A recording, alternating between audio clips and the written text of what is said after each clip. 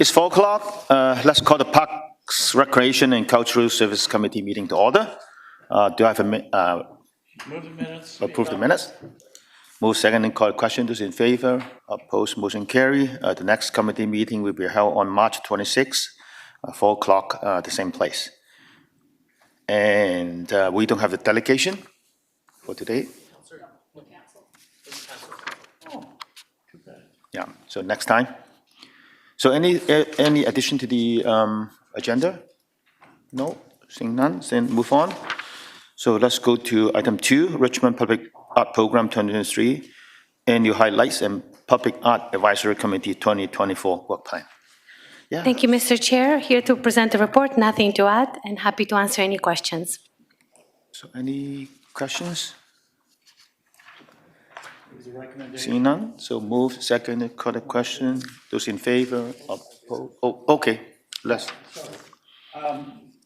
Thanks, Mr. Chairman.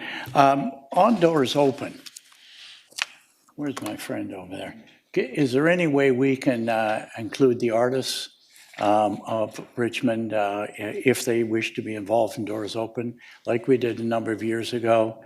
Mrs. Moore in Steveston, a number of people in Seafair, Beatty and company would love to be involved if they're asked for Doors Open. They'd open up their studios for that day and let people come and see their art.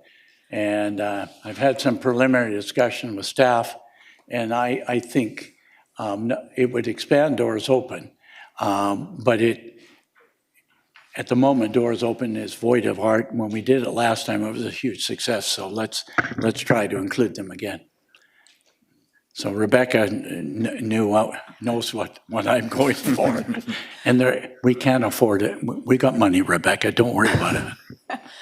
Through the chair to Councillor McNulty, we have extended an invitation to artists that have participated in the past, and I understand some of them have applied. Thank you, Okay, thank you, good. thank you.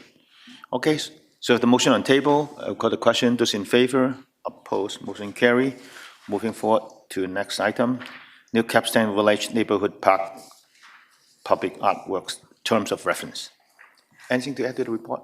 Yes, Mr. Chair, thank you. I'm here to present the terms of reference for the public artwork that will be integrated into the design of the new city-owned park being built as part of the Polygon Talastar development.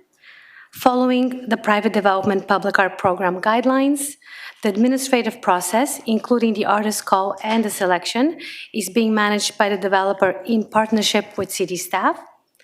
And because the artwork will be city-owned on city-owned land, we are seeking council approval of the terms of reference. Following the selection process, the preferred artwork concept proposal will also be brought to council for approval in the fall. Happy to answer any questions. So any questions? Bill? Yeah, thanks very much. Super report, supported 100%. Obviously, the public art is important. I actually have two questions. One probably you can answer. Number two, other staff may have to answer. The question to you is, who are and how are we going to involve the public in terms of art with the new people that will be living in that area? Obviously, it's at the moment still transient. People are coming in, more building, etc. So how are we going to, when we get to that stage, involve the public? Through the chair to Councillor McNulty, as part of a public art process, we do invite members of the public to be part of the selection on the selection panel for the public artwork. So we will be reaching out to people in the public who may be interested in sitting on the panel.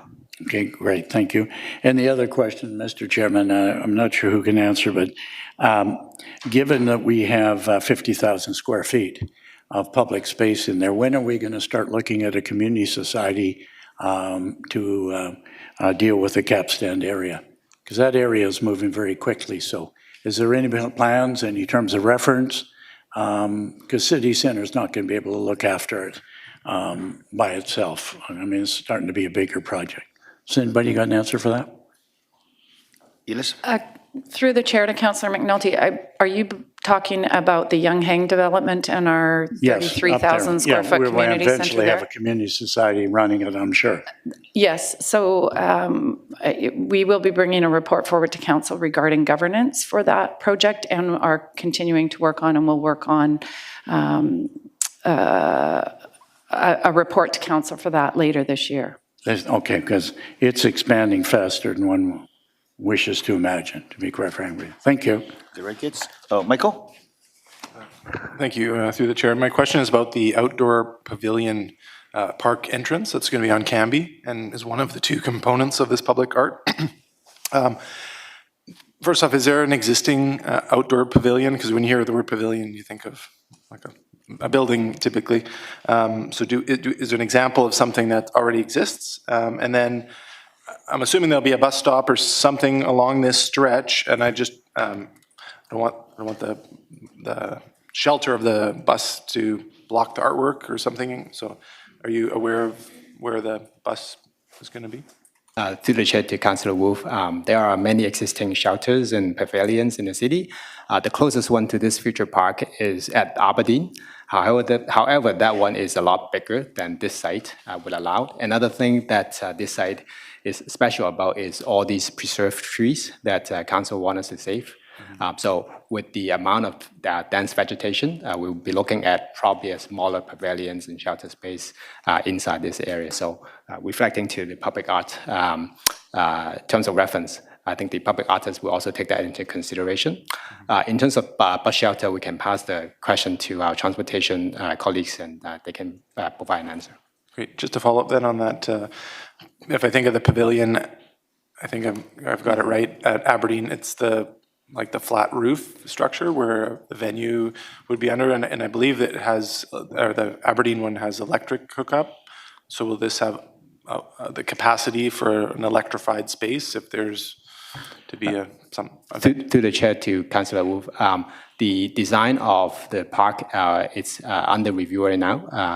It's basically being done by the developer's consultant, and the city will review and give them comments about what we like and what we like to see. In terms of size, again, I think the one at Aberdeen is probably not a good example because it's so big, and the site it's very wide open as well. If we look at for comparison, right? Pollock Park is probably a better comparison because of the number of trees, mature trees and shelters, and we don't really have a shelter in Pollock Park. Another good example would be in the city center area next to the public market. We have Lang Park, which is a lot smaller park, and the pavilion there is relatively smaller as well. So we probably would be looking at sizes like that. Great. Thank you very much. Good. Thank you. So any further questions? There's a staff recommendation to have a mover. Move. Second. Call the question. Those in favor? Opposed? Motion carry. And then the last item on the purple agenda is the number 4, award of contract 8273Q, supply and delivery of pool chemicals. Anything to add to the report? Thank you, Mr. Chair. Nothing to add, but happy to answer any questions. Any question? So move, seconded, first discussion. We'll call the question. Those in favor? Opposed? Motion carry. Manager's report.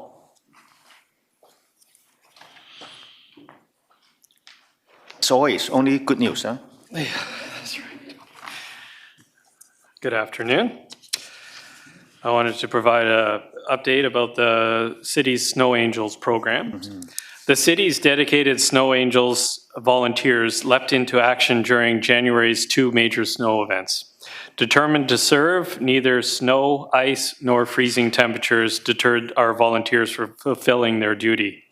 Last year, the call for volunteers went out in early November, and by the close of registration, we had 79 volunteers registered. During the official resident registration period between November and December 1st, 67 residents were successfully registered.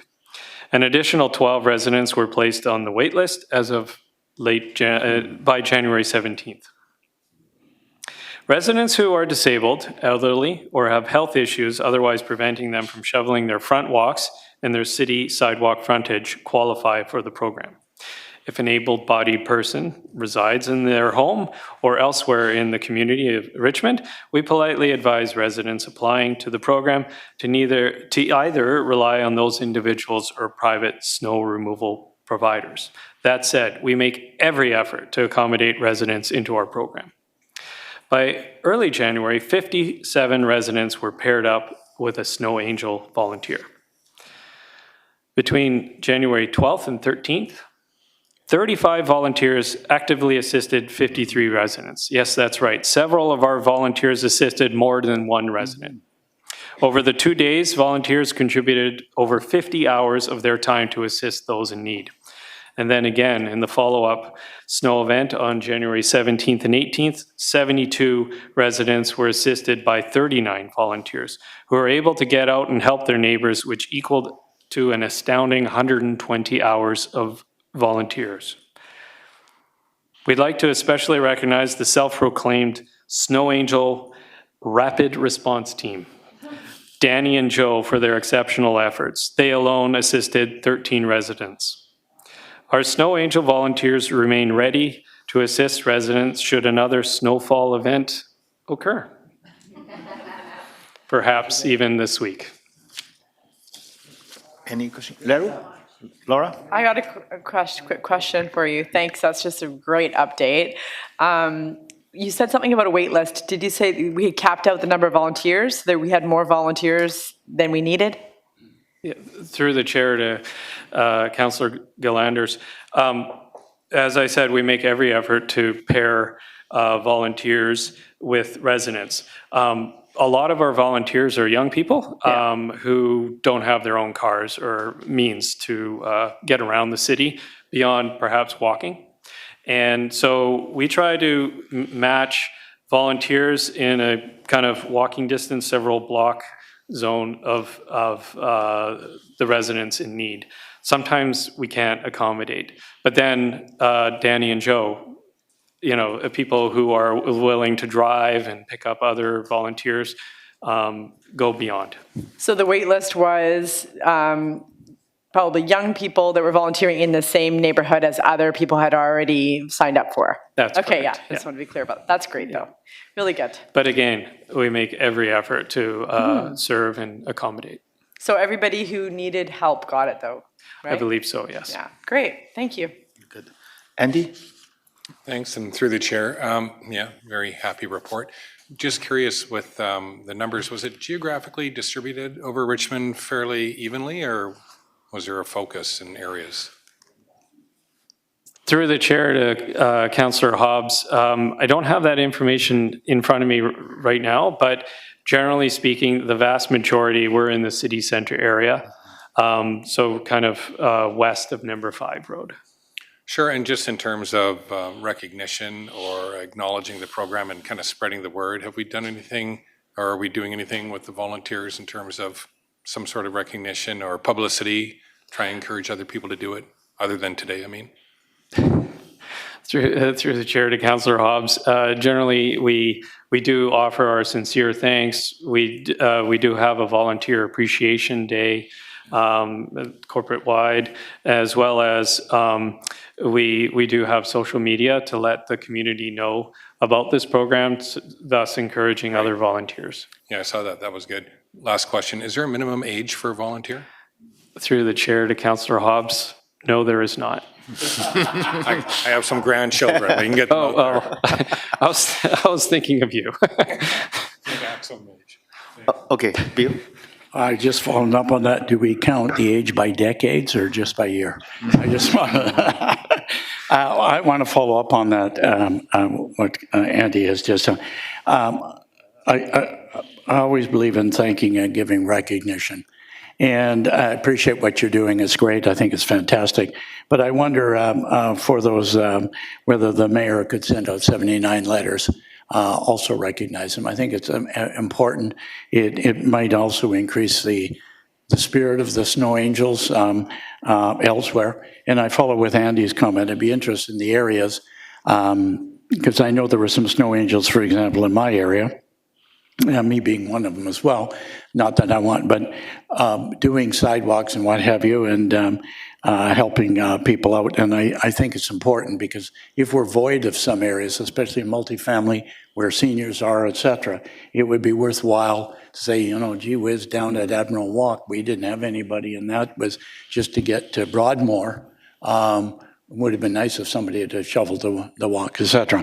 I think we build on success is what I'm trying to do. Obviously, overwhelming success now, but the other. But I would also suggest possibly approaching the mayor that we have, in addition to your stuff. You can never say thank you enough in tough times. The snow this year was heavy. I did my driveway 6 times, you know, and it was tough.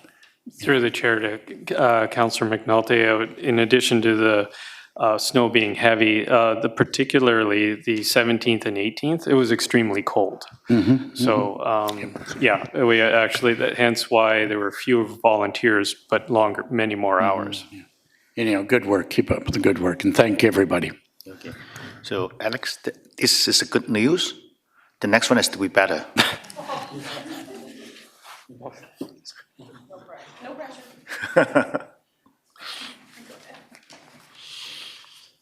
Yeah, this has to be better. No pressure. Good afternoon. I'd like to take this opportunity to provide a reminder that tomorrow is Pink Shirt Day, with the goal of continuing to encourage kindness and to take a stand against bullying. The City of Richmond, School District 38, Richmond Public Library, and our community associations will recognize this day with a variety of activities that raise awareness, foster kindness, and celebrate diversity.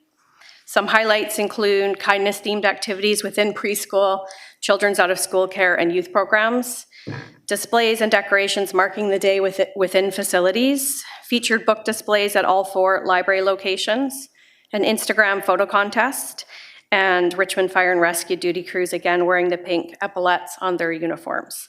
I'd encourage you all to wear pink tomorrow and to visit richmond.ca/Pink Shirt Day for any more information.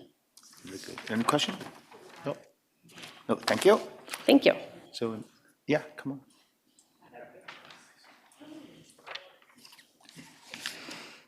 Good afternoon. I'm here to inform council that there's a new exhibit showing in the Japanese Fishermen Benevolent Society building at the Steveston Museum. The Suitcase Project is a traveling exhibit created by Kayla Isomura with the Nikkei National Museum and Cultural Center. This mini exhibit explores the cultural identity and dispossession in the context of Japanese Canadian and Japanese American internment during the Second World War, including some personal stories from past and present Steveston residents. The Suitcase Project asks 4th and 5th generation Japanese Canadians and Americans what they would pack if uprooted from their homes in a moment's notice. While these descendants of the internment and incarceration may never have to endure the same forced uprooting as their ancestors, Kayla Isomura's work examines how they and those descended from families who experienced other forms of discrimination remain affected by this history through a series of photographs, short films, and interviews. The exhibit will be on display until September 2nd this year, and I welcome you to come and participate. Okay. Any questions? Seeing none, thank you very much. Any further reports? No. If not, so may I have a motion? 5 minutes. We're close. So may I have a motion to adjourn? So moved. Move. Okay, meeting is adjourned.